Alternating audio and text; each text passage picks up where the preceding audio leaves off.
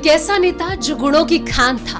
वैसे जहां कुछ नेता अपने स्वार्थ के लिए राजनीति करते हैं, वहीं कुछ ऐसे भी होते हैं जो स्वार्थ को परे रखकर जन कल्याण के लिए राजनीति में आते हैं। और ऐसे ही नेता किसी राज्य विशेष में नहीं बल्कि लोगों के दिलों में राज करते हैं। और ये सारी बातें बिल्कुल फिट बैठती है डॉक्टर वाईएस राजशेखर रेड्डी पर। आंध्र प्रदेश के पूर्व सीएम वाईएस राजशेखर रेड्डी, जिनके जाने से हर कोई सदमे में था। वो केवल और केवल लोगों के कल्याण के लिए काम किया करते थे। एकीकृत आंध्र प्रदेश के गठन के बाद से लेकर अब तक अगर कोई बेस्ट सीएम की बात करता है तो 64% लोग दिवंगत नेता वाईएस राजशेखर रेड्डी का ही नाम लेते हैं। उनकी लोगों के दिलों में एक अमीर जगह है। लोगों की कठिनाइयों को जानने के लिए वो उत्सुक रहते थे। वो जनता से किए गए वादों को ईमानदारी से निभाते थे, वो भी पूरी प्रतिबद्धता के साथ। यही वजह थी कि वाईएसआर का विपक्ष के नेता भी सम्मान करते थे। अपने शासनकाल में उन्होंने किसानों के लिए कई योजनाएं ऐसी भी शुरू की जिसने उन्हें लोकप्रिय बना दिया। वो जानते थे कि लोगों के विकास से ही राज्य का विकास हो सकता है, तो उन्होंने गांव को कभी हाशिए पर रखने की गलती नहीं की और उनकी यही बात जनता को बेहद प्रिय थी। महात्मा गांधी के वाक्यों से प्रेरणा लेकर उन्होंने प्रजा संकल्प यात्रा को सार्थक किया।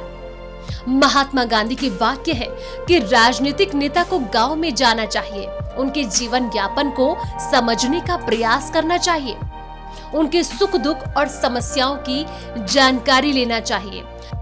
तब कहीं जाकर लोकतंत्र की व्याख्या सही मायने में सार्थक होती है।